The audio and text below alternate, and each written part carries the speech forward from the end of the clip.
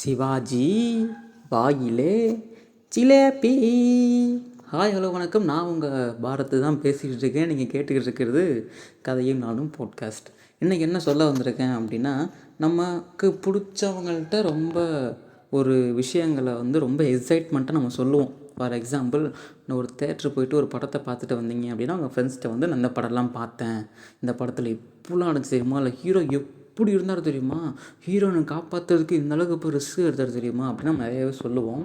அந்த ஒரு பர்சன்ட்ட, அந்த பர்சன் யாராக வேணாலும் இருக்கலாம், நம்ம அப்படி ஒரு விஷயங்கள் சொல்ல போகிறப்போ இதை எத்தனை பேர் நீங்கள் அதை எக்ஸ்பீரியன்ஸ் பண்ணிக்கிங்கன்னு தெரில. பட் நான் இந்த ரீசெண்ட் வீக்ஸில் எக்ஸ்பீரியன்ஸ் பண்ணேன். எனக்கு ரொம்ப பிடிச்ச ஒரு விஷயத்த ஒருத்தவங்கள்ட்ட நான் சொன்னேன். பயங்கர எக்ஸைட்மெண்ட்டான ஒரு விஷயம், எனக்கு அது ரொம்ப பிடிச்சிருந்த விஷயம். அதை நான் அவங்கள்ட்ட சொன்னேன். அவங்க அதெல்லாம் கேட்டுட்டு, அதனால் என்ன அப்போது, உனக்கு என்ன அப்போது அப்படின்னு கேட்டாங்க.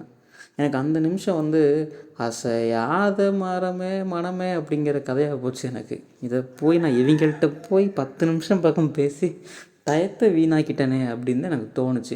ஏன் அப்படின்னா, அவங்க பண்ண ரியாக்ஷன் அப்படி. நீங்கள் அதை எத்தனை பேர் நீங்கள் அதை எக்ஸ்பீரியன்ஸ் பண்ணிங்கன்னு தெரியல.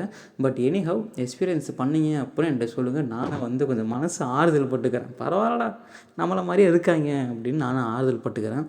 சரி, இதில் என்ன சொல்ல வரேன் அப்படின்னா, நமக்கு அவங்கெல்லாம் ரொம்ப க்ளோசஸ்ட்டு பர்சன். நம்ம அப்படி நினச்சி தான் அவங்கள்ட்ட போய் நம்ம போய் ஷேர் பண்ணுறோம். எவனையோ கூட்டிகிட்டு தம்பிங்க வா உட்கார், இன்னைக்கு அதெல்லாம் பண்ணேன் அப்படின்னு யார்ட்டையும் போய் சொல்ல போகிறதில்ல. ரொம்ப க்ளோசஸ்ட்டு பர்சன்கிட்ட போய் தான் நம்ம போய் எனக்கு அதெல்லாம் இப்படிலாம் பண்ணோம் அப்படி இருந்துச்சு இப்படி இருந்துச்சு நம்ம போய் சொல்கிறோம். அதுக்கு அவன் ரிப்ளை அதனால் என்ன அப்போது அப்படின்னு கேட்டுட்டான். அது எனக்கு என்ன சொல்கிறதுனே தெரியலை அப்படிங்கிற மாதிரி தான் இருக்கும். ஸோ அப்போ நான் என்ன அப்சர்வ் பண்ணிக்கிட்டேன் அப்படின்னா, ஓகே இனிமேல் எதுவும் சொல்லக்கூடாது அப்படின்னு கொஞ்ச நாளைக்கு நான் இருந்தேன்.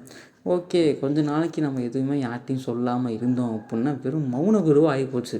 என்னடா ஒரே மௌனமாகவே இருக்கிறேன், என்னடா அமைதிப்படை ஆகிட்டே, அமைதிப்படை அமாவாசைலாம் பேர் வச்சிட்டாங்க, என்ன நடக்க போகுது, அதுக்கும் டைலாக் விட்றேன். அடுத்து என்ன நடக்க போகுதுன்னு தெரிஞ்சவன் சைலண்ட்டாக தான் இருப்பான் அப்படிங்கிற டைலாக்லாம் நான் விட்டுட்டேன். ஆனால் எவனும் அதை கேட்குற மாதிரி இல்லை, பொருட்படுத்தலை, ஏன்னா இன்சல்ட் பண்ணுறாங்களாம் அப்படிங்கிற மாதிரி தான் இருந்துச்சு.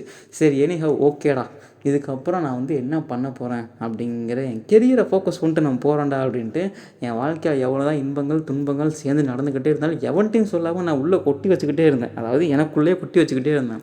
கொஞ்ச நாள் கடந்து போக இல்லை, ஒருத்தவங்க என்கிட்ட இது மாதிரி ஏதாவது சொல்லதான் பேசலாமே அப்படின்னாங்க. நான் என்னத்தை நம்ம ஒன்று சொல்ல போகிறோம், அவங்க அதுக்கு அதனால் என்ன அப்போ அப்படின்னு கேட்க போகிறாங்க, கேட்டும் கேட்காத மாதிரி இருக்க போகிறாங்க. அதுக்கு சிம்பிளாக ஒன்றும் இல்லைங்க, அதெல்லாம் ஒன்றும் இல்லைங்க அப்படின்னு சொல்லிட்டு போயிடலாம் அப்படின்னு நினச்சிக்கிட்டு தான் இருந்தேன். அதுக்கப்புறம் என் வாயை வேற கிளறாங்க, எதாவது சொல்லுங்கள், ஏன்னா டைம் பாஸ் ஆகல, இன்னும் 1 மணி நேரம் இருக்குது, எதாவது பேசணும்ல, சொல்லுங்கள் பேசுவோம் அப்படின்னு பேச ஆரம்பித்தாங்க. அவங்க ஃபஸ்ட்டு என்கிட்ட சொன்னாங்க. எனக்கு அவங்க சொன்ன விஷயங்கள் பிடிச்சிருந்துச்சி. நானும் அப்படியா சரி, அப்போ அங்கேருந்து என்ன பண்ணீங்க அப்படின்ட்டு அவங்கள்ட்ட அடுத்து நான் பேச்சை கொடுத்து நானும் பேசிக்கிட்டே இருந்தேன். அதுக்கப்புறம் வண்டி லைட்டாக என் பக்கம் திரும்பிச்சு. சரி, எவ்வளோ நேரம் தான் நானே பேசிகிட்டு இருக்கிறது, நீங்களும் பேசுங்க அப்படின்னாங்க. சரி, இப்போ நான் பேசணும். சரி பேசிடலாமா, நானும் பேசிடுறவா அப்படிலாம் கேட்டு சரி நான் பேசுகிறேன் அப்படின்னு சொல்லி பேச ஆரம்பித்து எனக்கு பிடிச்ச விஷயங்கள் நான் அவங்கள்ட்ட சொல்லிகிட்டு இருந்தேன். நான் ரொம்ப எக்ஸைட்மெண்ட்டான விஷயங்களை அவங்கள எனக்கும் பிடிக்கும், எப்படி இதெல்லாம் பண்ணீங்க, எப்படி பண்ணீங்க, ஓகேன்ட்டு அவங்க நல்லா பேசிகிட்டே இருந்தாங்க. எனக்கு அதாவது கிட்டத்தட்ட ஒரு கம்பெனி கொடுத்தானுங்க. அப்போ அந்த கம்பெனி கொடுக்குறப்ப எனக்கு என்ன தோணுச்சு அப்படின்னா, ஓகேடா பரத், அப்போ இதுதான் இங்கே பாயிண்ட்டு.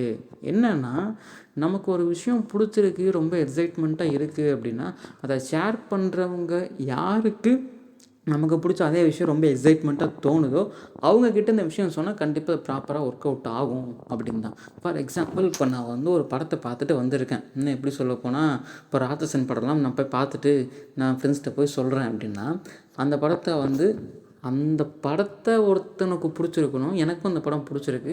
அப்போ நாங்கள் 2 பேர் மட்டும் பேசிக்கிட்டால் மட்டும்தான் அது கான்வர்சேஷன் பயங்கரமாக போகும்.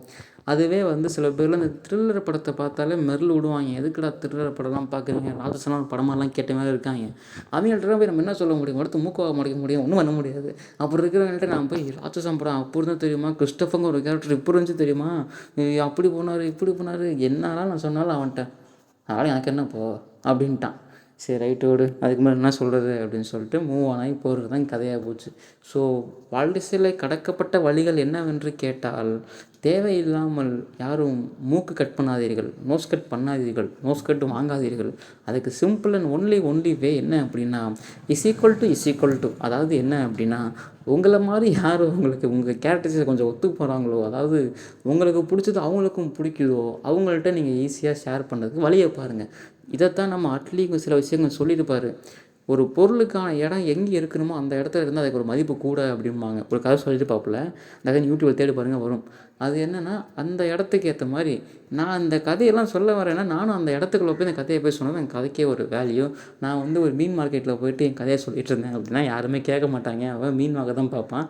அந்த மாதிரி அந்த இன்ட்ரெஸ்டட் பர்சன்ஸையும் தேடி கண்டுபிடிச்சி நல்லா வச்சுக்கோங்க. ஜாலியாக இருங்கோ, ஜமாலியாக இருங்கோ. அதோட இந்த பாட்காஸ்ட்டை நான் கடையை சாத்துறேன்.